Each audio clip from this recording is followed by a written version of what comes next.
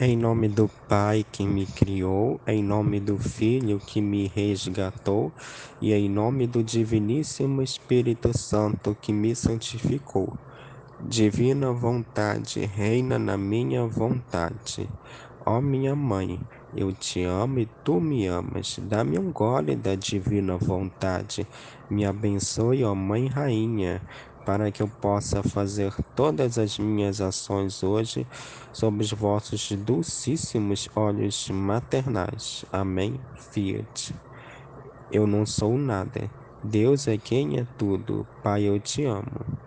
Vinde, ó Espírito Santo, vinde por meio da poderosa intercessão do Imaculado Coração de Maria, vossa amadíssima esposa e nossa mãe e rainha. Amém. Fiat. Suprema Majestade, eu venho em nome de todos, do primeiro ao último homem que existirá na terra, para dar-te as homenagens, os louvores, as adorações e as reparações, devidas por todos e por cada pecado. Vem, Senhor, a tua divina vontade, dai-me então a tua divina vontade, para que eu possa fazer todas as minhas ações hoje com a tua mesma divina vontade. Amém, Fiat. Olá, nós vamos para nossas meditações, né, meditações diárias, e hoje é o tema do dia 2 de maio. Eu acho que é do volume 1, né? É aquela continuação, acho que do tema da semana passada, sobre a fé, esperança, caridade, né? A consumação dessas virtudes teologais na alma humana. E aqui, falando da vida da Luísa, que é na gente também, né? Aqui, olha, parágrafo 231, do volume 1. A fé e a esperança, ou seja, junto à fé e junto à esperança, une-se a caridade.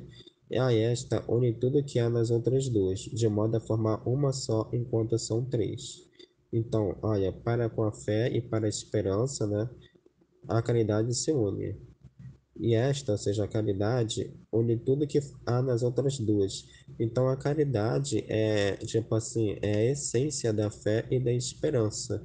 Aquilo até que veio, né, no exemplo que a gente citou, né, que veio na nossa mente aqui, né, que às vezes você pode ter uma fé e pode sim ter uma esperança, mas que não está na caridade de Deus. Por exemplo, eu tenho fé que eu vou conseguir ganhar na Mega Sena, e eu tenho uma esperança.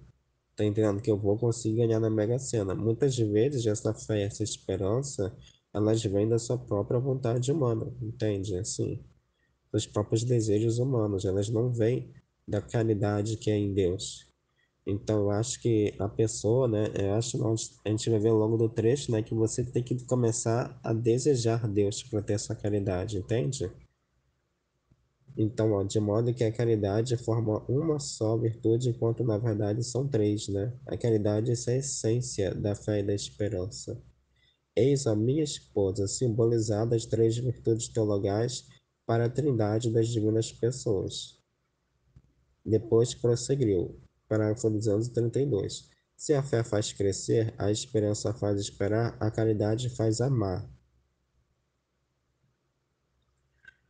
Tá. Se a fé faz crescer, a esperança faz esperar, a caridade faz amar. É aquele trecho que São Paulo fala, né? Que eu podia fazer várias coisas, né? Dar toda a minha fortuna aos pobres, oferecer meu corpo para ser queimado em martírio e falar várias línguas, né? Fazer várias coisas para Deus, mas se não tiver o amor de Deus, tudo aquilo não serve para nada. E é o que a Luísa fala também, né? Que na divina vontade, claro que eu estou separando, né? O evangelho, a redenção da divina vontade, né? Tem que ter essa consciência também. Que a Lisa fala que, tipo, quando ela não tá fazendo nada, é como se ela estivesse fazendo tudo, quando é na divina vontade, entende? E diferente de pessoas que fazem tudo, mas na verdade não estão fazendo nada, porque elas estão fazendo obras com a sua própria vontade, o seu próprio desejo humano, entende? Então não são obras em Deus, são obras delas mesmas. Isso me fez entender, né, que até pouco tempo eu estava com essa mentalidade. Teve algumas partidas que eu falei, né, que eu tenho que dar tudo de mim no futebol ou na natação, que é a realidade que eu vivo atualmente, né? E não é bem assim. Claro, aquilo, não estou negando que não foi uma mentira, foi sim uma verdade durante um tempo, onde eu tinha que entregar esse sacrifício, esse sofrimento. Mas agora está mudando a chave, porque não é só coisa de eu fazer coisas para Deus, entende? Senão fica algo tipo que nem o Caim, né? O Caim, se você pegar lá acho que na Voltorta, não sei, né? Caim e Abel, né? Ele fez uma oblação, né? Tipo assim, um sacrifício muito ostensivo para Deus, ostentando muito, né? Porque o Caim era agricultor, eu acho, e ele fez uma oferenda para Deus cheia de frutas, né? Cheia de coisas assim muito, como é que eu posso te dizer, muito ricas, né? Para a realidade deles, né? E oferta para Deus. Enquanto o Abel não, o Abel ele era pastor de ovelhas, né? E ele não sabia fazer as coisas. O ofício que ele conseguiu como pastor de ovelhas foi Deus que foi ensinando a ele. Então ele só pegou, sacrificou as ovelhas e fez o holocausto para Jesus. Entende o que eu estou te dizendo? Mas até isso ele fez com a ajuda de Deus. Enquanto Caim não. Ele quis ficar separado de Deus, né? E para fazer o sacrifício cerimonial, né? Sozinho. Entende? Então, meio que o Caim, ele roubou, ele meio não, ele roubou de Deus para fazer esse sacrifício cerimonial, entende? Ele forçou Deus, através da sua vontade humana, a fazer esse sacrifício do jeito dele, da vontade dele, como se ele quisesse, né? Se ele fosse, tipo assim, se eu fosse Deus, qual é a oferenda que eu gostaria mais? Isso que ele se colocou. Então, ao pensar assim, ele está se colocando no lugar de Deus, entende? Então, por isso que é muito perigoso, né? Você querer viver com Deus sem a caridade, tá entendendo? Sem o amor, sem o entendimento. Porque muitas vezes você vai preencher Deus consigo mesmo, tá entendendo? O Caim, ele deu toda aquela oferenda ostensiva, né? Ostentando muita comida, muita fartura, né?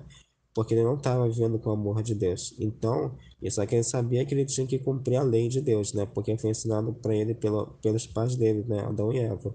Então ele cumpriu a sua imagem e semelhança, tá entendendo? Como se ele fosse Deus e ele tivesse que ofertar para Deus mesmo, entende? É aquela coisa, digamos que você tem um aniversário de alguém. Aí você vai comprar um presente para a pessoa. Só que você compra um presente, tipo assim, da sua cabeça, entende? O que eu tô te dizendo? Você não presta atenção no que a pessoa gosta, os gostos da pessoa, do que a pessoa quer, tá entendendo? Aí você vai acabar dando um presente de grego pra pessoa, entende? Não é assim. Já o Abel não. O Abel ele reconheceu, né, que ele não conhecia Deus, né, porque eles herdaram, né, a queda de Adão e Eva, né? Só que ele com humildade, ele se reconheceu, né, a condição dele, a condição dos pais dele, e pediu ajuda de Deus para poder servir a Deus, tá entendendo? Tipo assim, ter esse relacionamento com Deus. Ele pediu essa ajuda. Então ele admitiu, né? Ele teve humildade. Ele aniquilou a si mesmo e reconheceu a realidade. Enquanto o Caim não, ele quis, tipo assim, dar o seu máximo, tá entendendo? Nesse sentido, só que da sua própria cabeça, da sua própria consciência, assim, da sua própria mente, né? Já o Caim não, ele falou, ele reconheceu, olha, eu não conheço quem é Deus, porque eles herdaram a culpa de Adão e Eva, eu não sei quem é, eu sei que é que mantém toda a nossa vida e eu preciso que Deus me ajude a ter um relacionamento com Deus mesmo, tá entendendo? Eu não consigo ter um relacionamento com Deus por mim mesmo, tá entendendo? Então ele passou por esse processo de aniquilamento de si mesmo, né? Muito também pelo arrependimento de Eva, né? Que quando Eva já teve o Abel, ela já estava bem assim mortificada pela cruz que foi ter o Caim, que foi o filho da desobediência, né? Tá entendendo? Então, ele teve essa consciência, ele foi mais manso, né? Teve essa humildade, esse racional dessa humildade e admitiu que ele é incapaz, ele é inútil de amar a Deus por ele mesmo, entende? Ele precisa de Deus para poder agradar a Deus, entende? Então, por isso que a oferta dele foi mais humilde, porque foi totalmente dependente em Deus. Então, é isso que eu entendo, né? Assim, claro, tem muita mais coisa, né? Mas por enquanto, mais ou menos assim, é isso que eu entendo de fazer as coisas com o espírito da caridade, com a essência da caridade. É fazer as coisas em Deus, por Deus e para Deus. Não é só fazer as coisas, tipo assim, para Deus, só que em você mesmo, entende? Como eu estava fazendo, estava me esforçando muito a ponto até de chegar super cansada, tá entendendo? Foi com uma intenção reta de oferecer como sacrifício, né? É aquilo que a gente vai ao longo desse trecho sobre o sofrimento, mas é um sofrimento que precisa ser educado em Deus, tá entendendo? Esse impulso de amor precisa ser educado. Então, aqui voltando, depois prosseguiu, Jesus prosseguindo. Se a fé faz crescer, a esperança faz esperar, e a caridade faz amar. Se a fé é luz e serve de vista à alma, a esperança que alimenta da fé fornece à alma o valor, a paz, a perseverança e todo o resto. A caridade que é substância desta luz e alimenta, deste alimenta. É como aquele unguento dulcíssimo e odoroso que, penetrando por toda parte, aplaca doces penas da vida. Então, aqui, ó, se a caridade faz crer, se a fé, desculpa, faz crer, e a esperança faz esperar, a caridade ela faz amar. Se a fé é luz e serve de vista à alma, ou seja, o que acontece? Pela fé, a gente tem um discernimento. A fé ela faz aquela coisa de mudar a chave, tá entendendo? O que significa mudar a chave? Você tem o discernimento das coisas, você meio que para de brigar com a realidade, tá entendendo? Aquele exemplo clássico é o seguinte, digamos assim, que você tem que ir à missa domingo, tá entendendo?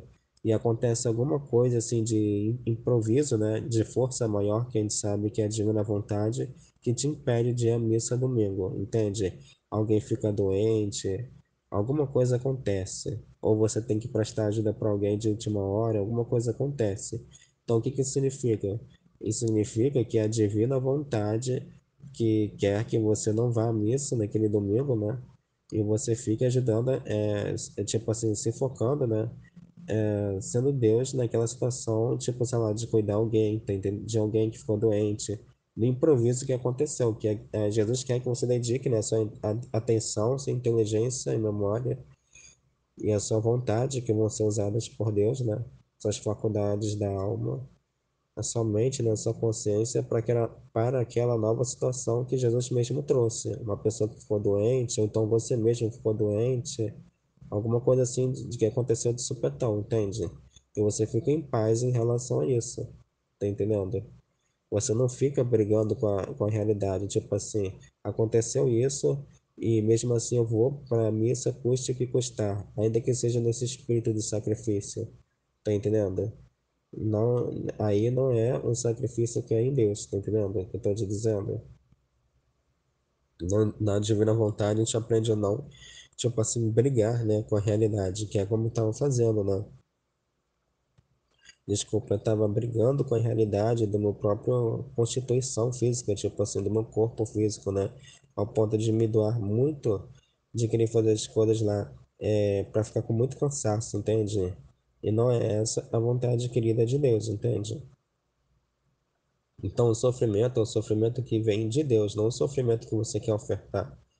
Claro que tem trechos onde Jesus fala que é um sofrimento voluntário, mas é um sofrimento voluntário no sentido que a gente vive no cerquinho da divina vontade, entende? Então, o sofrimento que Jesus traz, e esse sofrimento voluntário é o sofrimento que você vai sofrer aquilo que Jesus está propondo de oferta, né, de oblação, mas com boa vontade, tá entendendo? Não sofrendo porque tem que sofrer e é isso, ou ser castigado, ou algo do tipo, ou então pegar uma cruz que você não consegue administrar, entender, entende? Não, você tem que passar por aquela cruz de boa vontade, de bom interesse, a cruz que Jesus manda para você, não é a cruz que você, tipo assim, inventa na sua cabeça, tá entendendo? Estou te dizendo. Por exemplo, um exemplo é quando eu acordava 3 da manhã, ou dormia tipo umas 10 da noite e acordava 2h30, 3 da manhã, né?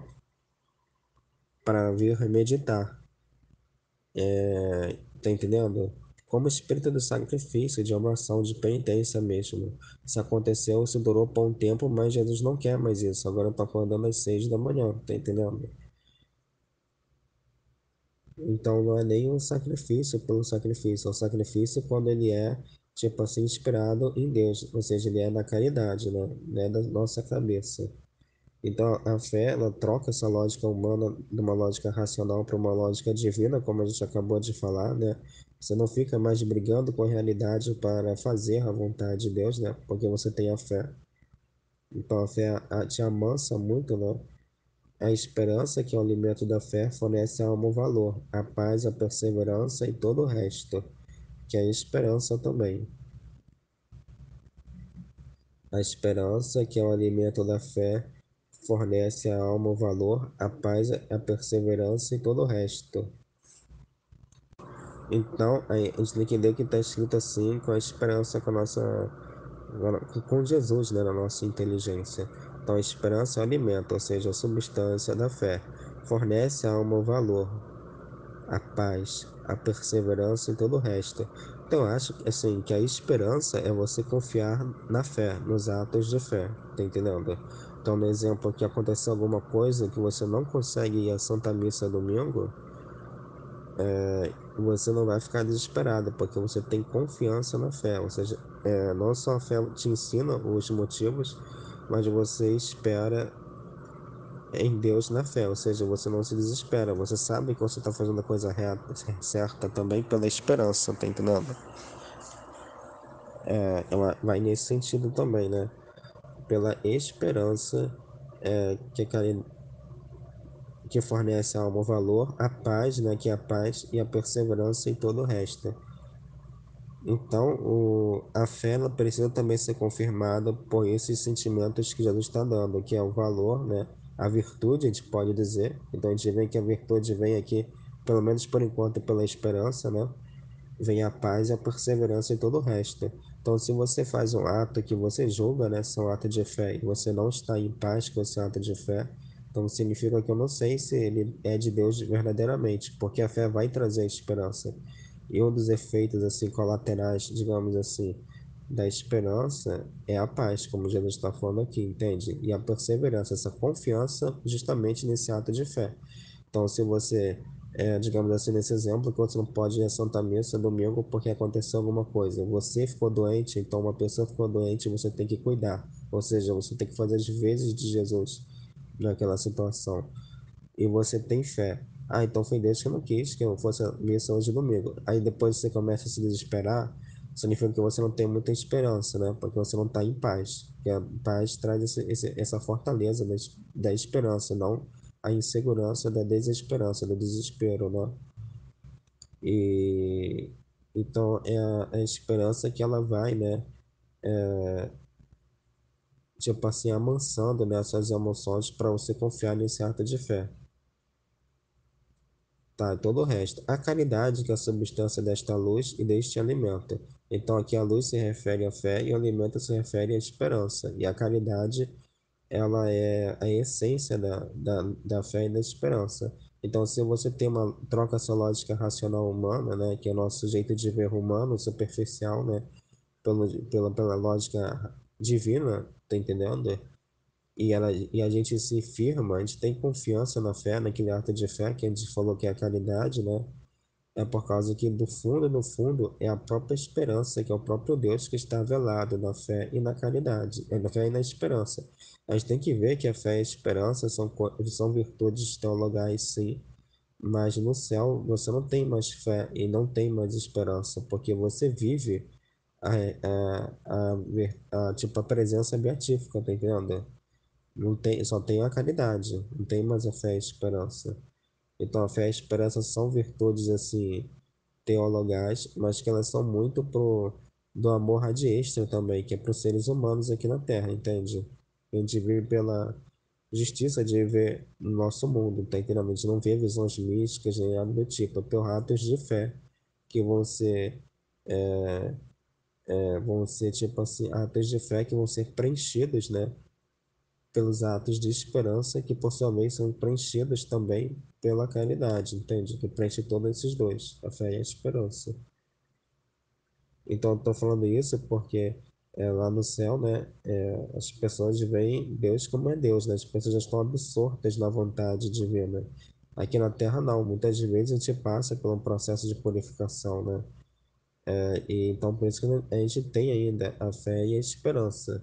E justamente, né, são as três pessoas divinas, porque elas representam também esse amor ad extra, né? O amor que Deus tem na criação, principalmente na nossa criação material aqui, que é dos seres humanos na Terra, entende?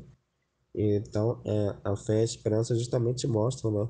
essa doação de Deus para com as criaturas também, porque são virtudes teologais, mas que são virtudes que são muito aqui para a realidade da terra de exílio, entre aspas, né? Que você não vê a presença beatífica assim, com os seus sentidos, com seus cinco sentidos, né? Visão, tato, audição e tal, como se fosse uma realidade que você consegue entender, é muito pelo espiritual, entende? Justamente pelo abandono na fé, tá entendendo? É mais ou menos assim. Tá, tá, a gente parou aqui, olha, se a fé é luz e serve de vista à alma, a esperança é que é o alimento da fé fornece à alma o valor, a paz e a perseverança e todo o resto. Ou seja, a pessoa na esperança, ela fica abandonada em Deus, entende? Ela sente essa confiança de ficar abandonada em Deus. E a caridade que é a substância desta luz e deste alimento. Aqui a luz se refere à fé e a alimento se refere à esperança. É como aquele unguento docíssimo e odoroso, que penetrando por toda parte aplaca, adoça as penas da vida, justamente a caridade. A caridade torna doce sofrer e faz chegar a alma até mesmo desejar este sofrimento, que é justamente, né, como a gente viu, a caridade é a essência justamente da fé, né? Como a gente está vendo aqui. Porque a gente falou, né, lá no começo, no parágrafo 1, que a fé, ela muda a chave, ou seja, ela muda a nossa lógica humana para uma lógica divina, para uma razão divina. E uma dessas razões divinas desse processo é a alma desejar o sofrimento. E quem é que faz isso? É a caridade vestida da fé, tá entendendo? Justamente no processo que eu passei, né, que eu vivenciei, que eu estava querendo entregar sofrimento, né, acordando 3 da manhã para fazer meditações, ainda que com sonolência, como se fosse tipo uma penitência, tá entendendo? Ou então nos lugares que eu tenho de muita doação física, né, de corporal, que é nos esportes que eu estou praticando, né, que a gente está praticando, é a ponto de dar o meu máximo justamente para ficar muito cansado, entende? Era um sofrimento que era um sofrimento de impulso de amor. Era algo ainda, tipo assim, bem infantil e superficial, mas a gente vai aprendendo, né? A caridade que vai dando essa maturidade. Então, a caridade torna doce sofrer e faz chegar a alma até mesmo desejar este sofrimento. A alma que possui a caridade expande o dor por toda a alma que possui a caridade expande o dor por toda parte. Suas obras feitas todas com amor despendem odor gratíssimo, e qual este odor? Ao cheiro do próprio Deus. As outras virtudes tornam a alma solitária quase rústica com as criaturas. A gente vai parar aqui para poder meditar esse texto. Que a gente viu que a caridade, que é o amor de Deus, que troca essa lógica, né, da lógica humana para a lógica divina, certo? E assim muda, né, as contradições e você começa a entender. Então, é a caridade que instala, né, coloca a raiz da fé na gente, como no exemplo que a gente falou, né? Se você não tem caridade por Deus, nesse exemplo que a gente disse, que você não pode ir à Santa Missa domingo, porque aconteceu coisas que tá fora do seu controle, né? Você vai ficar chateado, você vai querer lutar contra essa realidade. Então, a pessoa que ficou doente, você vai deixar ela abandonada para ir para a Santa Missa, para cumprir um preceito. Mas você vai estar cumprindo preceito perante a sua própria razão humana, do seu jeito de adorar a Deus, e não é assim, né? Como a gente falou no exemplo, quando você dá um presente para alguém, você tem que conhecer aquela pessoa, o que ela gosta, tá entendendo? Você não pode dar um presente da sua cabeça, senão você tá dando um presente para você mesmo, não para aquela pessoa, tá entendendo? Não tá tendo essa autenticidade, né? Então, a alma que possui, a gente falou sobre o sofrimento, né? Que a caridade torna doce sofrer e vai chegar a alma até mesmo a desejar esse sofrimento. Aqui a gente tem que conectar com outro trecho que a gente viu no livro do céu, né? Que acho que foi o trecho de sexta-feira passada, então dessa terça, segunda, né? Não foi dessa terça, eu acho. Que fala justamente que Jesus teve que usar do sofrimento para mortificar a vontade humana da Luísa. Tá entendendo? Então a gente tem que conectar com esse trecho também, né? Que foi tipo assim, um estratagema amoroso de Jesus, né? Para que a vontade humana da Luísa fosse mortificada e Jesus começasse a penetrar dentro da mente dela, tá entendendo? Aquele inquilino, né? Aquela pessoa que vivia antes, que era a vontade humana da Luísa, foi sendo desalojada, despojada da casa e Jesus foi começando a levar essas coisas e morando na casa dela. E isso acontece com a gente também através do sofrimento, entende? Justamente no sentido que, olha, que a caridade torna doce sofrer e faz a alma chegar até mesmo desejar este sofrimento, como aconteceu com a Luísa, entende? Que ela queria sofrer por amor a Deus. Mas justamente, como a gente falou, começa com o sofrimento do impulso de amor, ou seja, um sofrimento muitas vezes que, como é que eu posso falar? É um sofrimento para mortificar a sua vontade humana, entende o que eu estou te dizendo? De não querer sofrer, aquela coisa humana de querer se preservar, entende? Porque a gente é um ser finito, a gente quer se preservar. Então, o sofrimento é essa primeira, digamos assim, essa primeira entrada de Deus na nossa alma, através de se exercitar, né, na doação voluntária do sofrimento. A alma que possui a caridade expande o dor por toda parte, ou seja, em todos os seus atos, né? Suas obras feitas, todas por amor, despendem odor gratíssimo. E qual é este odor? É o cheiro do próprio Deus. Então, aqui, ó, todas as obras feitas pela pessoa despendem, né, um odor gratíssimo. Então, um efeito colateral que você tem, né, de viver com a caridade é você agradecer tudo que te acontece, tá entendendo? Ser grato, ver luz, ver o para quê e não se perturbar, porque vem aquilo que Jesus falou lá em cima, né? Que a esperança traz uma mansidão, traz uma paz, uma segurança inabalável, entende? Então você agradecer tudo que te acontece, esse sentimento de gratidão, né? De saber que você tem essa firme convicção, essa firmeza mesmo que você está fazendo o ato na vontade querida de Deus, entende? Como a gente falou lá no exemplo da pessoa que não pode ir à missa domingo porque ela tem que ficar cuidando de um parente que ficou doente. Então ela fica grata porque ela tem a fé, que ela sabe que aquilo é vontade de Deus, e ela é grata porque aquilo vai ser a missa dela, tá entendendo? Aquilo vai ser um sofrimento de doação que ela está dando, porque a vontade humana dela queria fazer o hábito, né, o costume de ir à missa para cumprir a lei, digamos assim, mas ela está renunciando, está morrendo para aquele sofrimento da vontade humana, nesse sentido está saindo da rotina, né, dos hábitos, para poder se doar, né, se fazer às vezes de Jesus enfermeiro, né, na vida daquele parente que ficou doente, assim, de última hora, repentinamente, né, algo nesse sentido. Entende o que eu estou te falando? Então, por isso que a alma deseja o sofrimento. A alma deseja, ou seja, essa, digamos assim, a alma começa a desejar, né? Querer se doar mais para Deus, entende? No, nesse momento, a alma deseja querer se mortificar mais para Deus. Mas, tá entendendo? Se doar mesmo. É um sofrimento, mas é um sofrimento que começa a ser um impulso de amor, que ele vem com mortificação, né, da sua vontade humana em primeiro lugar, mas depois ele vai sendo educado pela caridade, como falando no meu exemplo, que eu estava acordando 3 da manhã e não é mais para acordar 3 da manhã, é para acordar às 6, porque eu tinha essa reta intenção de querer fazer uma partilha com esse espírito de sofrimento, mas não estava dando certo.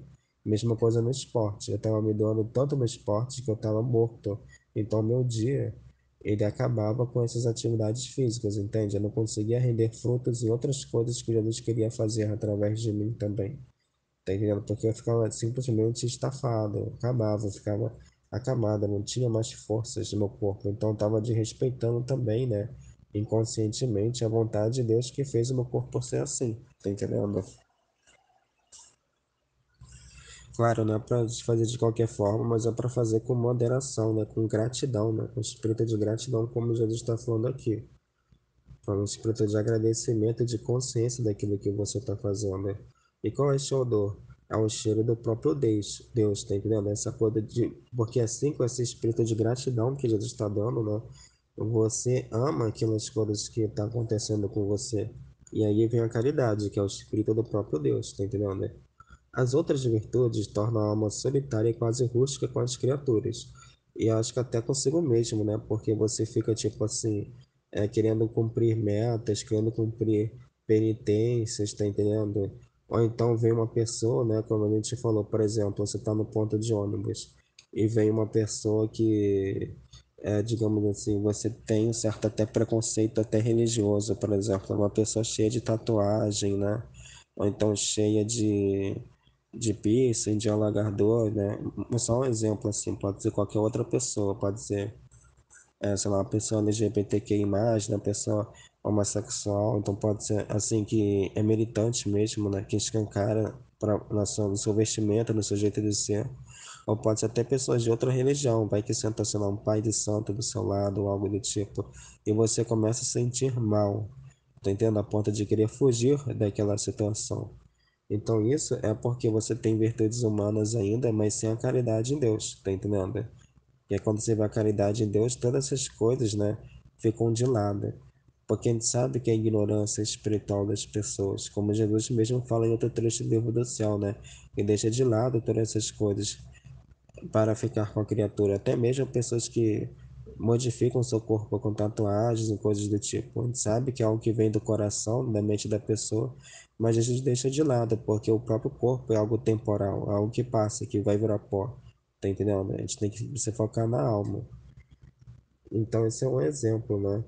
Que as outras virtudes, sem ter a caridade, ou seja, as virtudes humanas pelas virtudes humanas, né? Elas se tornam alma rústica e grosseira com as outras pessoas, e até consigo mesmo. Tá entendendo? A torna a alma solitária e quase rústica com as criaturas. A caridade, ao contrário, sendo substância que une os corações, mas onde? Em Deus.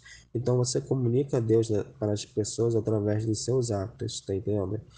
Nesse exemplo lá do ponto de ônibus, se Deus colocou aquela pessoa do seu lado para você sentar, não se, e Deus está te inspirando a conversar com ela, vai ser uma conversa que vai ser em Deus. Ainda que seja de coisas assim, banais, tipo assim, você acha que vai chover? Esse ônibus demora muito tempo, tá entendendo? E vai ser uma conversa, tipo assim, com uma humildade muito grande, sem pretensão, sem intenção nenhuma. Ainda que você nem fale de Deus para aquela pessoa, entende? Você só vai falar de coisas assim, comuns do dia a dia. Claro que você não fala de coisas assim de pecado, mas você está falando de coisas comuns, entende? Então, caridade, sendo aguenta perfumado, se expande por toda parte e por todos. E você vai aceitando também, né, a miséria das outras pessoas, não no sentido que você vai corresponder ao pecado, você vai gostar do pecado, então passar a mão na cabeça do pecado ou algo do tipo. Mas você entende, né? Começa a entender mais, digamos assim, digamos assim, a debilidade das outras pessoas. Você coloca no lugar dos outros também, nesse sentido, para você ter mais caridade. Então, muitas vezes você suporta a miséria das outras pessoas, tá entendendo? A consciência das outras pessoas, que muitas vezes elas não estão em Deus, tá entendendo? Assim, no mesmo nível que você tem no seu conhecimento. Então, você se doa também, é uma doação também, você suportar muitas vezes a vontade humana das outras pessoas. Por exemplo, digamos que você tem um chefe no seu serviço, né? Que é uma pessoa que está muito assim rígida, porque é uma pessoa que quer ter o controle das coisas, mas não por maldade, porque é uma pessoa que gosta de oprimir ou pisar na cabeça das pessoas, que gosta de ser dono das outras pessoas, mas porque é uma pessoa que está se sentindo muito pressionada, por sua vez, pelo seu próprio chefe, tá entendendo? Tá entendendo? Por prazos ou algo do tipo. Então, é uma pessoa muito assim que tá desesperado, tá tendo atitudes assim mesquinhas porque tá desesperada. Você suporta aquela fraqueza humana porque você entende, né? É uma pessoa que não tá com Deus, que não tem a mesma consciência, o mesmo, não tá radicada em Deus como você está, o mesmo abandono, entende? E você entende o nível daquela consciência, você não vai lá brigar com a pessoa, tá entendendo? Nesse sentido. Claro, se você tiver liberdade, tiver como falar uma palavra para aquela pessoa, você vai e fala. Mas se você não tem, você vai e aceita como é. Você engole esse sapo nesse sentido. Assim, mas com a caridade não vai ser engolir um sapo, porque você entende, né, a consciência dele, porque você já esteve em algum momento da sua vida no mesmo, com algo parecido, com uma mentalidade parecida, tá entendendo? Então, uma pessoa que é muito tipo assim, no trabalho era muito tipo, quer fazer tudo rápido, tá entendendo? Ela exige uma certa eficiência muito rápida, né? Dos funcionários, além de que eles não conseguem doar, tá entendendo? Você entende, tá entendendo? Nesse exemplo específico que eu tô dando, tá entendendo? Porque provavelmente a pessoa também está sendo pressionada lá em cima, ela está transmitindo um estresse, que é uma falta de caridade que ela está recebendo da cabeça dela, né, da liderança dela, entende? Ela está transmitindo e descontando isso em vocês, que são os funcionários dela, tá entendendo? Como uma pessoa que não está com Deus, então não tem a mesma caminhada, tem uma caminhada mais superficial, você entende essa fraqueza e você põe ela de lado. Então a caridade não é que você não vai sentir, né, as misérias da pessoa, a pessoa cobrando, sendo mesquinha ou algo do tipo, você sente. Mas a caridade é esse ópio de Jesus, que é anestesia, né? Tá entendendo? A sua vontade humana, porque, tipo assim, humanamente falando, você sentiria raiva também porque você estaria recebendo raiva do seu chefe, que por sua vez está transmitindo, né, uma incaridade, uma incompreensão, né, um egoísmo que está recebendo dos seus próprios chefes na cabeça, que está transmitindo, né, vícios para ele, né, para o chefe, né. Então, o superior do chefe que está transmitindo uma incaridade, uma falta, tipo assim, de compreensão do outro para o chefe, exigindo coisas, e o chefe, por sua vez, transmite para os funcionários, para a equipe dele. Então, humanamente falando, você ia receber, né, aquela mesquinhez que começou com o chefe do seu chefe, né, com juros e correção monetária, digamos assim. E você ia ficar acumulando aquilo para você mesmo, com raiva, com ressentimento. Ah, eu tô lá só por causa do meu salário, eu tô nem aí para essas pessoas. E você começa a ter pensamentos de morte, pensamentos de raiva, de várias coisas nesse sentido. E se você tem uma família em casa, muito provavelmente, né, você vai descontar naquela família. Quantas vezes eu acho que a violência doméstica não começou assim, né? Aqueles clichês, aquela coisa bem clichê mesmo, né? Que o homem é oprimido no trabalho e depois ele oprime a esposa, que por sua vez vai oprimir o filho. Tá entendendo? É uma realidade que eu acho que já aconteceu bastante, né? Ou ainda acontece, eu não sei. Entende? E agora a caridade não. A caridade ela é exsanguenta do sistema, como Jesus fala. Você vai receber sim, né? Esse desespero do seu chefe na sua vontade, assim, né? Você vai se sentir violentado porque você não recebeu um ato de amor. Mas com esses ensinamentos, Jesus está colocando a caridade dentro de você e você tem pena daquela pessoa. Você não fica mais com raiva, se sentindo violentado, entende? Você tem uma consciência mais elevada nesse sentido. Por isso que é o próprio cheiro do próprio Deus. As outras virtudes tornam a alma solitária e quase rústica com as criaturas. Nesse exemplo do chefe, se você não tivesse a caridade, mas tivesse só virtudes humanas, que são as virtudes cardeais, né? Você ia estar lá fazendo o trabalho da mesma forma, mas você ia estar fazendo com ressentimento, com coisas, tá entendendo? Com dissimulação, com coisa do tipo. Por isso que tem que ter a virtude de Deus mesmo, que é a caridade. Então, aqui, olha, então é o cheiro do próprio Deus. As outras virtudes tornam a alma solitária e quase rústica com as pessoas, com as criaturas. A caridade, ao contrário, sendo substância que une os corações, mas onde? Em Deus. Tá entendendo? Então, as mesmas virtudes, sem a caridade, elas continuam levando você ao pecado, não deixa de ser, né? Porque torna rústica com as criaturas, né? Tá entendendo? E quando você é rústico com as criaturas, você está sendo rústico com o próprio Deus, tá entendendo? Porque Deus está nas pessoas, entende? E enquanto, ao contrário, a caridade é a substância que une os corações, mas onde? Em Deus. Como a gente falou no exemplo lá do ponto de ônibus, que você vai começar a comunicar um amor assim, de doação, um amor sem interesse para as pessoas, entende? Que é a caridade em Deus. A caridade, sendo um unguento perfumado, se expande por toda parte e por todos. A caridade vai sofrer com alegria os mais impiedosos tormentos, e chega a não saber estar sem sofrer, e quando se vê privada dele, diz a seu esposo Jesus: Me sustente com os frutos, como é o sofrimento, porque define de amor. Em que outra maneira posso demonstrar meu amor, senão por sofrer por ti? Então, justamente porque a caridade faz sofrer com alegria, justamente por causa daquele esquema, né? Não sei, esquema, aquela lógica que a gente viu, né? Que quando a Lisa sofria cada vez mais como alma vítima, a vontade humana dela ia morrendo. Ela sofreu como alma vítima, depois ela sofreu pela privação. Por quê? O que aconteceu? São graus de vontade humana que vão sendo mortificados.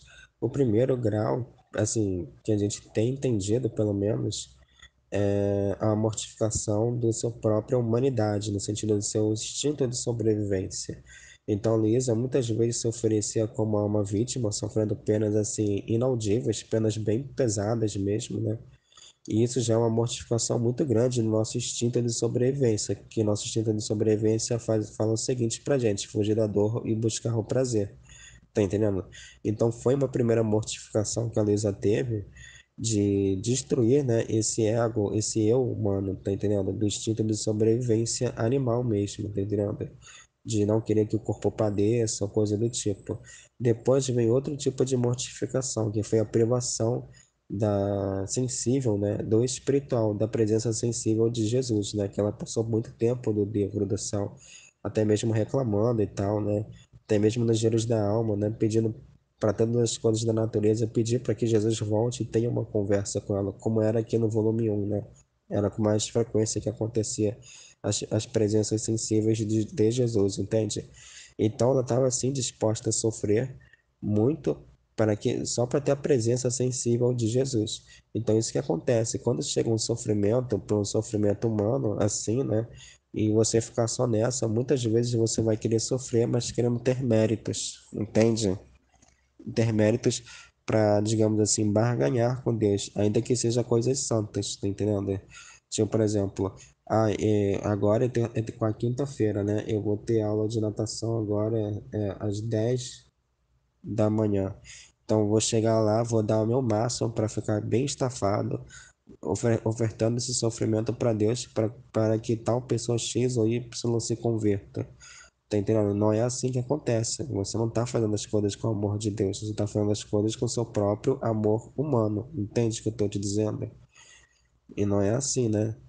Então, muitas vezes, esse sofrimento ele chega a ser rústico com Deus mesmo dentro de você, né? Se você vive só as virtudes humanas. Então, ele precisa ser moldado em Deus, ser evoluído, né? Aquela coisa que a gente fala, né? Subir o próximo degrau da escada divina, entende? E aqui a gente está passando por esse processo, que é o processo de consumação ainda da santidade humana, entende? E é justamente isso, quando você. Muitos pastores, muitas pessoas assim da redenção fazem obras assim de mortificação muito grande, jejuns de 2 semanas, de 3 semanas, entende?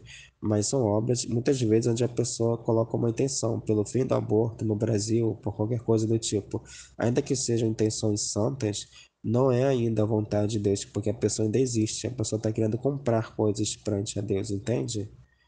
E não é assim. É um sofrimento voluntário, totalmente, tipo assim, entregue para Deus, que é um sofrimento que Deus traz, né? Tá entendendo? Então são escalas de amadurecimento nessa consumação, entende? Então, né, justamente, então, só uma observação para a gente entender aqui sobre os sofrimentos que Jesus está falando. Me sustente com os frutos, como é o sofrimento, porque eu defino de amor. Em que outra maneira posso te mostrar meu amor, senão por sofrer por ti? A caridade queima e consome todas as outras coisas, e até mesmo as virtudes, e converte tudo nelas, na caridade. Em suma, é como uma rainha que quer reinar em toda parte, não quer ceder este reinar a nenhum, que é justamente esse processo que a Luísa está passando. Ela está consumando a vontade humana dela. Depois ela vai passar um bom tempo, assim, lá para os volumes mais avançados, volume 26, 27, 30, né? Ela vai passar um tempo sem sofrer como uma vítima, a crucificação e tal, e sem sofrer a ausência de Jesus, tá entendendo? Ela vai ter sim a presença de Jesus pela caridade, no espiritual, dentro da mente, da consciência dela. Entende? Então ela não tem mais o sofrimento, ela está vivendo já a vida na divina vontade. Então, aquela maldição lá de Adão e Eva, que você, não apenas na parte física, né, que você vai se desgastar para sua existência aqui na Terra, no sentido, você vai ter que subsistir e tal, né, fazendo, seus atos humanos aqui na Terra vão ser custosos, todos os atos humanos, tá entendendo? Tanto da subsistência do corpo, como no exemplo que é lá do Gênesis, que você vai ter que arar a terra, né, trabalhar a terra e vai te dar calas na mão, quanto também no que diz respeito ao espiritual, né, que é a mortificação da sua vontade humana para fazer a vontade de Deus. Então, na divina vontade, é aquela maldição do Gênesis, né, onde você vive aqui na terra de maneira não natural, porque você se desgasta no seu trabalho do seu corpo, para a sua existência do seu corpo material. E você também se desgasta nas coisas de Deus, porque como se fosse um trabalho espiritual, né? Essa maldição é meio que revogada, ela é meio que cancelada, porque você vai viver com a vontade de Deus como se fosse algo natural. Então vai chegar um tempo onde você não vai ter mais sofrer, porque vai ser, seja feita a sua vontade, assim na terra como no céu. A gente não está falando isso porque é um trecho do volume 1, né? E é necessário ter esse discernimento, entende? É, porque só existe sofrimento quando você não tem caridade, entende que eu tô te falando assim? Ou então quando você está consumando ainda sua vontade humana, está queimando ela como combustível para que a divina vontade venha fazer raízes, né, morada na sua casa, entende? Que é a sua alma, né, sua consciência, sua mente. Aqui, parágrafo 233. Quem pode dizer o que me ficou depois de te falar de Jesus? Só digo que se acendeu em mim tal desejo de sofrer, e não só desejo, senão que sinto em mim como uma infusão, como se fosse algo natural, aqui ó, algo natural. Tanto que tenho para mim como maior desgraça não sofrer. Depois disso, naquela manhã, Jesus, para dispor principalmente meu coração, falou, né, sobre a aniquilação de mim mesmo. Também me falou sobre o desejo grandíssimo que devia me exercitar para dispor a receber a graça. Aqui a gente vê uma coisa até lógica, assim, para a gente entender maior. Essa aniquilação de si mesmo vai levar ao desejo grandíssimo de receber a graça. E essa aniquilação de si mesma é você ter mais confiança em Deus, que Deus vai fazer os seus atos. Assim, pelo menos na minha vida é que eu tenho tido. Por exemplo, posso citar um exemplo lá da natação, do futebol e até mesmo aqui em casa, onde o meu pai, né, e meu irmão estão me ensinando a dirigir. Não apenas aquela coisa meio quadradona, né, que a gente aprende numa autoescola para fazer uma baliza e tal, né? Tipo assim, entender para fazer a prova, para pegar tipo a carteira lá de motorista, a licença, né? Mas aprender a dirigir de verdade, com todas as nuances, né? E eu tentei fazer o máximo possível durante a minha humanidade, minhas habilidades motoras mesmo, né? De coordenação, assim, de reflexo, entende?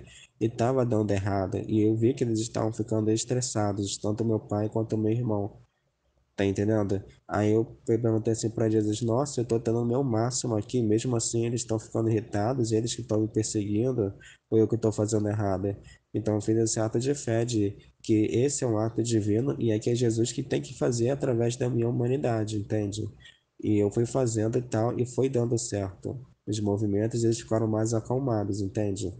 É mais ou menos isso que acontece, que é esse aniquilamento de si mesmo, que você não pode, tipo assim, Jesus me dá uma tarefa. Ó, vai aprender a dirigir. Você vai aprender a dirigir nesse cercadinho da divina vontade, ou seja, nessas circunstâncias. Que você, eu vou colocar o seu pai e o seu irmão, né, para te ensinarem a dirigir o carro. Então é isso aí, vai lá e depois você me mostra os frutos. Não é assim. Tá entendendo? É isso que Jesus te fala, mas Jesus que vai te ensinar a dirigir. Então você tem que ter essa fé, esse ato de abandono e ter esse aniquilamento de que você não consegue fazer nada sem Deus, entende? Nada mesmo. E que é Deus que vai fazer em você. Tá entendendo? É chamar Jesus para fazer os atos que Jesus mesmo colocou para você vivenciá-los, entende? Isso também é um ato de justiça, né? Porque se é Deus que está vivendo em você, todas as circunstâncias, todas as coisas que Deus te apresenta, é Deus que está trazendo para você. Não são coisas da sua cabeça mais, entende? E se é Deus que está trazendo para você, é justiça que Deus venha fazer em você, entende? Também é uma alta de consciência, entende? Não é você querendo entregar, tipo, como Jesus fosse um patrão e está entregando um relatório, você tem que fazer você sozinho, entende? E devolver esse relatório, não é assim. É assim que eu estava fazendo, e agora tá mudando essa chave. Então você tem que ter esse ato de fé, de abandono em Deus, esse ato de humildade, de reconhecer que você não consegue fazer nada de bom por você mesmo, sozinho, e chamar Deus para fazer aquele ato que Deus mesmo te colocou para fazer, entende? E ter essa fé, de esse aniquilamento, esse abandono mesmo, de confiar que é Deus que está fazendo em você. Eu fiz isso e mudou a chave, né? Os meus familiares, meu pai e meu irmão, estavam começando a ficar muito impacientes comigo, né? Muito assim, até com essa falta de caridade, né? Impiedosos, e porque eu estava querendo aprender a dirigir, tipo assim, com a minha própria consciência, me esforçando humanamente, né? com reflexos e tal, com a minha inteligência. Vi que não estava dando certo e tive esse ato dessa oração, né? Espontânea devido a essa necessidade que estava naquela circunstância. Aí eu falei assim: Ah, Jesus, é um ato que você colocou assim que quer vivenciar em mim, eu não consigo fazer sozinho. O senhor está vendo que eles estão ficando super irritados e depois a gente nem vai poder mais dirigir, porque eles vão ficar irritados, não vão me dar mais essa possibilidade. Sei que é um ato na divina vontade, porque foi Deus que foi movendo as pessoas, né? Foi movendo os pauzinhos, as disposições das vontades humanas das pessoas. Então, é o Senhor que tem que fazer esse ato aqui em mim, porque é de você que tem que fazer esse ato aqui em mim. Porque por mim eu não estou conseguindo fazer.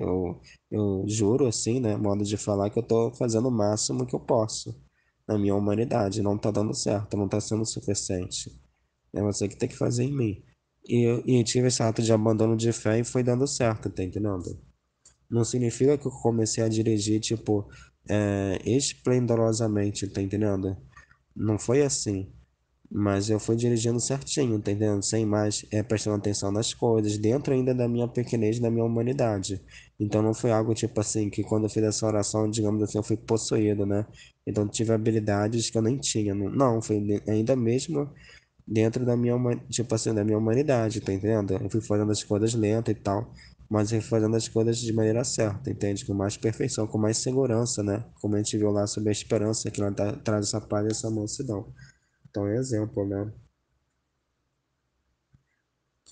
Dessa parte desse aniquilamento de si mesmo, de reconhecer que a sua vida não existe mais, a vida que os atos que você vai fazer, todos os atos que você vai fazer, né?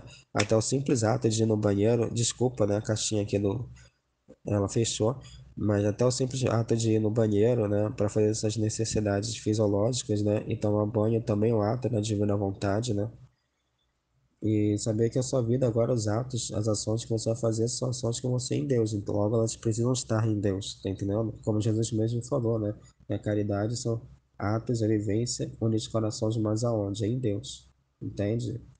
Então, esse aniquilamento de si mesmo, que por sua vez vai levar ao desejo grandíssimo que me devia exercitar para dispor para receber a graça, como foi que aconteceu.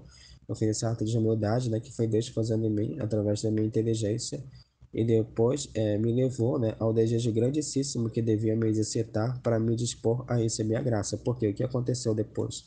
Quando eu fui fazendo essa aula, né, com os meus pais, com meus familiares, assim, né, de direção aqui em casa, na garagem, eles ficaram mais piedosos comigo, ficaram mais, assim, tranquilos, tá entendendo? Foram pessoas mais legais, mais gente boa comigo, não aquelas pessoas que estavam desesperadas ou então enraivecidas comigo, tá entendendo? E assim, né, você sente esse desejo de grandíssimo que devia me exercitar para me dispor para receber a graça, porque eles começaram, né? A vontade humana deles foi amansada e começou aos poucos, né? A ser, tipo assim, a ser preenchida pela vontade de Deus, entende? Porque eu falava assim com toda a propriedade. Eu vivia muito tempo com medo da minha família, entende? De tanta grito, ou então é, palavras fortes, tá entendendo? Nunca chegou a agressão física, mas essa agressão emocional, psicológica, porque eles estavam na plenitude, né, das suas vontades humanas. Porque eu também estava vivendo com a minha vontade humana, então um estava sendo cruz do outro, tá entendendo? Eu estava sendo peso para eles estavam sendo pessoas assim piedosas comigo, né? Tá entendendo? E agora com Deus não, tem mudado as coisas, como nesse exemplo que eu falei de aprender a dirigir. Eu fui fazendo com Jesus e eles, antes de fazer com Jesus, eles estavam impiedosos e chateados comigo, como sempre, mais ou menos assim.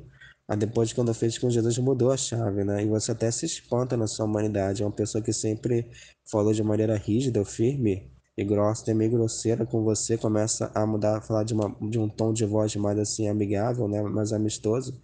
Vocês até se espantam, mas é justamente isso que acontece. Tá entendendo? Isso é para dispor o desejo grandíssimo que devia me exercitar para me dispor a receber a graça. Ou seja, eu estou tendo consciência que atos na divina vontade vão, quando feitos em Deus, vão mudando, né? Quando feitos em Deus, para Deus, né? Vão mudando os próprios corações das pessoas, por mais presos que eles sejam nas suas vontades humanas, vai sendo mudado. Então você vê frutos, digamos assim, de conversão. Não significa que minha família está indo para a igreja, mas eles estão se tornando pessoas mais dóceis, mais amigáveis, mais amorosas, entende? Coisa que não acontecia. Eu posso falar isso com certeza, com toda a propriedade. Isso não acontecia no passado. Eu vivia mais com medo deles, tá entendendo? E é nesse sentido aí. E você, isso vai dispondo sua mente para receber a graça, porque você vai vendo, né, que não é algo da sua cabeça, é algo que tem, é, digamos assim, tem uma consequência na realidade. Você vê as pessoas mudando, entende? Através dos frutos de você deixar Jesus viver atos em você. Aí dizia-me: o que desejo supra as faltas e imperfeições que possam existir na alma, que é como um manto que cobre tudo. Então, o desejo, né, ele supra as faltas e imperfeições que possam existir na alma, como é um manto que cobre tudo. Porque assim, você se sentindo nesse exemplo aqui, amado pela minha família, né, tem esse desejo. Então, isso vai suprindo, né, todas as faltas, as imperfeições que possam existir lá das vontades humanas, como a gente falou, né? E assim você começa a ter um amor genuíno pelas pessoas em Deus, e as pessoas vão se sentindo alimentadas por esse amor genuíno em Deus, e fica num ciclo virtuoso, porque é Deus que começa a reinar. Antigamente, como eu falei, eu sentia medo da minha família, então eu tinha sentimentos negativos, eu estava amaldiçoando eles, assim, né? Com a minha vontade humana, subconscientemente falando. Agora que eu estou vendo eles tornando pessoas mais dóceis, mais até amorosas, entende? eu, eu começo a ter uma estima por eles em Deus. Porque eu tô vendo as coisas dando fruto, entende? Assim, se modificando. E assim, eu vou abençoando ele com tipo, a minha família com legitimidade, porque é a minha vontade, as minhas emoções humanas que estão sendo esse terreno para as emoções divinas se fazerem presente, entende? Então não é algo mais racional. Eu preciso não amaldiçoar as pessoas porque isso é errado. Tá entendendo? Porque pecado é atraso de vida, não tem mais sendo essa coisa racional. Tá sendo uma coisa que está sendo encarnada em mim, natural, porque você tá vendo os frutos, entende? É mais ou menos isso. Por exemplo, voltando lá no exemplo do chefe que a gente falou, né? Você fazendo os atos lá divinos no seu escritório por amor a Deus, aos poucos Jesus vai trazendo, né, circunstâncias ou situações para você falar. Muitas vezes você nem precisa falar, né? Às vezes é só na intenção, como Jesus está falando aqui, e as pessoas vão mudando, né? Vão se tornando mais caridosas e tal, né? Ou às vezes vão trazer situações para você falar, né? E tá entendendo? Para você falar alguma coisa, dar um conselho, e as pessoas vão se modificando, tá entendendo? Que esse aniquilamento de si mesmo. Não é um ato de coragem, é um ato simplesmente de fé, que você sabe que se Jesus está te mandando você falar com alguém, então aquilo vai ser feito em Deus, né? Tá entendendo? É só você se abandonar, né? Ter ansiedade, então fazer um roteiro antes, nada a ver, um discurso antes, né? Nada a ver, é o que vai sair de lá natural, ainda usando da sua imperfeição humana, né? Você pode muitas vezes falar com o seu jeito de falar, se não falar de uma forma eloquente, né? E é assim, né? Dizia-me que o desejo supre as faltas e imperfeições que possam existir na alma, como é um manto que cobre tudo. É justamente nesses desejos, essa intenção. Mas isso não era um falar simplesmente, era infundir em mim que dizia. Desculpa, então não era simplesmente um falar, era uma palavra criativa que está sendo enraizada nela, como uma meditação. Quando a gente medita, a gente está extraindo, né, o amor de Deus nesse trecho, que são vidas divinas infinitas, entende? E aqui esse conhecimento fica enraizado na nossa alma, entende? Parágrafo 234. Enquanto a minha alma estava se exercitando em ardentes desejos de receber a graça que o próprio Jesus queria fazer-me, ele voltou e transportou-me para fora de mim mesmo, para o paraíso. E ali, diante da presença da Santíssima Trindade de toda a corte celestial, renovou o matrimônio. Jesus tirou o anel adornado com 3 pedras preciosas, branca, vermelha e verde, entregou ao Pai e o abençoou e devolveu o Filho. E o Espírito Santo me tomou a mão direita e Jesus pôs o anel no dedo a anelar.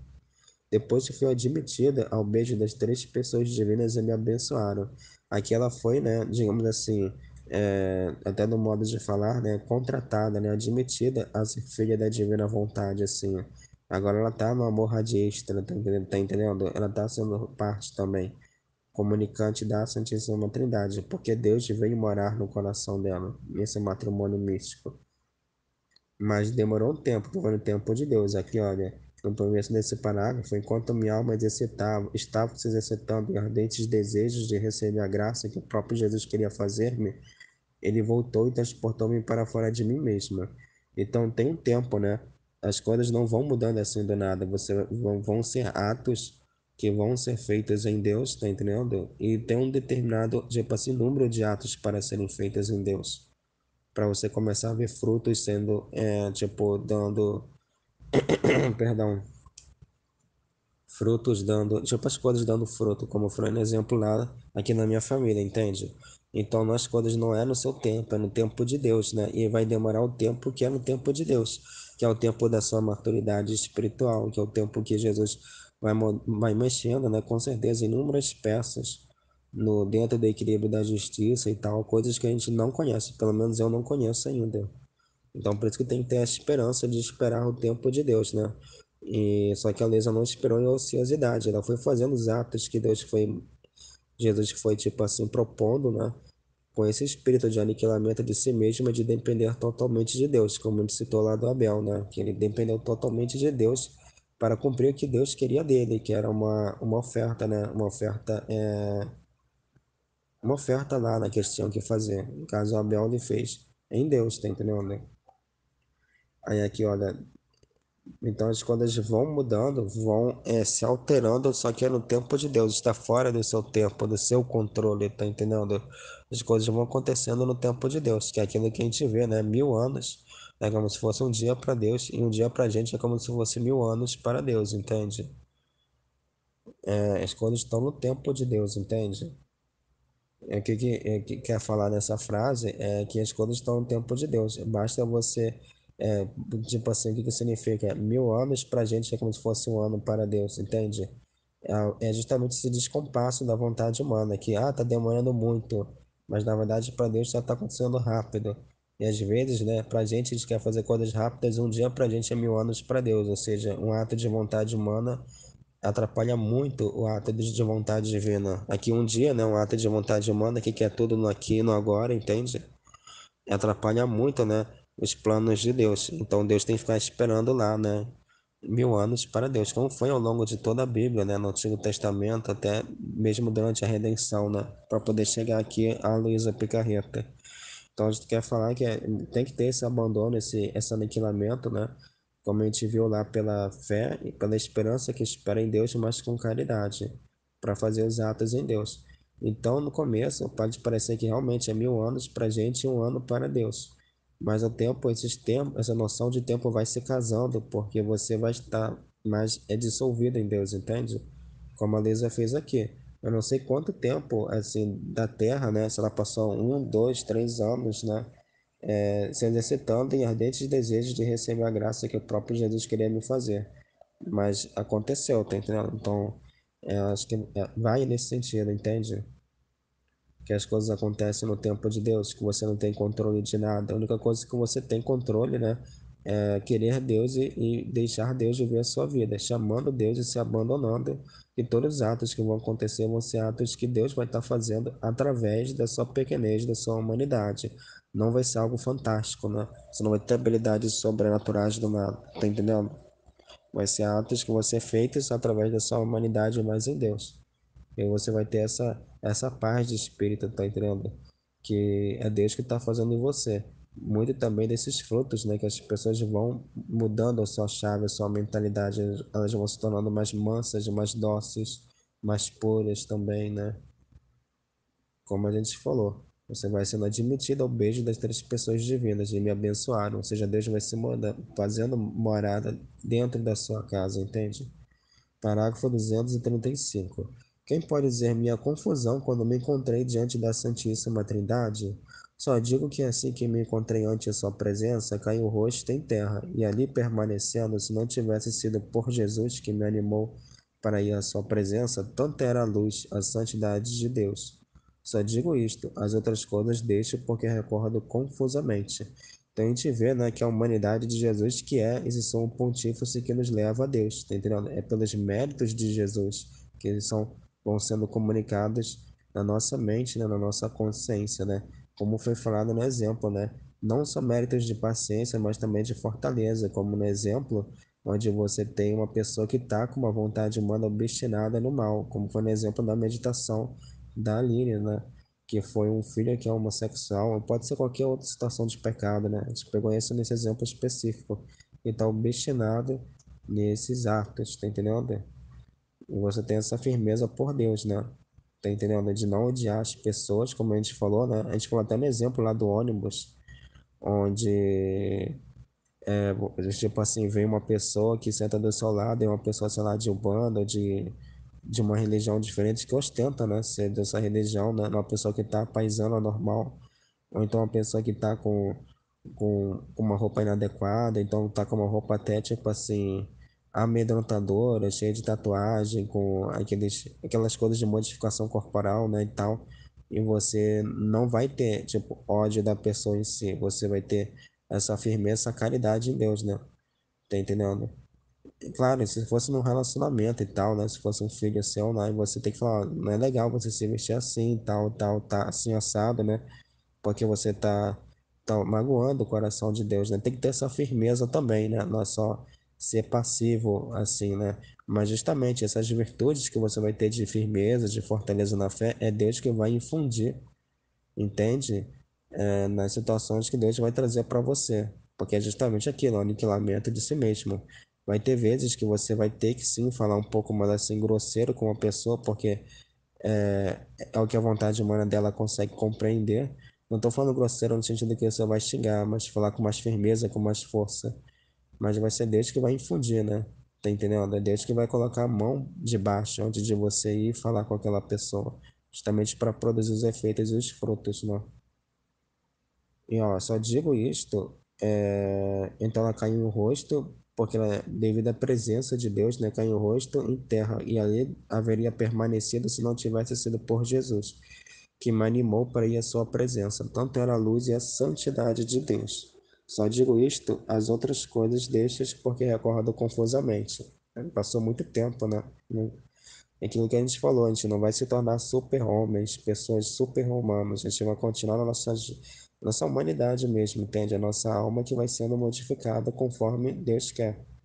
A Lisa aqui não teve uma memória gigantesca, né? A ponto de se lembrar de coisas assim que aconteceram 15 anos atrás com a memória fotográfica. Então tem que ter essa consciência também. Parágrafo 236. Depois disso, recorda que passaram poucos dias, e ao receber a comunhão, perdi os sentidos, e vi a Santíssima Trindade que tinha visto lá no céu, presente diante de mim. Logo me prostei ante sua presença e a adorei, confessei o meu nada. Lembro-me que sentia tão abismada em mim mesma que não me atrevia a dizer uma só palavra, quando uma voz saiu do meio deles e disse, parágrafo 237, não temas, dá-te ânimo, viemos para te confirmar como nosso e toma posse do seu coração. Então aqui é um matrimônio místico, né? E muito vem nesse dar-te ânimo, uma palavra que está sendo falada muito na minha mente, na nossa mente, que vem daquilo que a gente falou, né? Da fé, esperança e caridade, né? De você ter essa confiança pela fé, né? Dar-te ânimo, ter essa confiança, não ficar tipo, cheio de cerimônias ou coisas do tipo, ter essa confiança também. Então, assim a gente termina essa meditação, né? Em nome do Pai, do Filho e do Diviníssimo Espírito Santo. Amém. Fiat. Jesus, eu confio em vós. Fiat, fiat, fiat. Deus te abençoe e tenha um bom dia.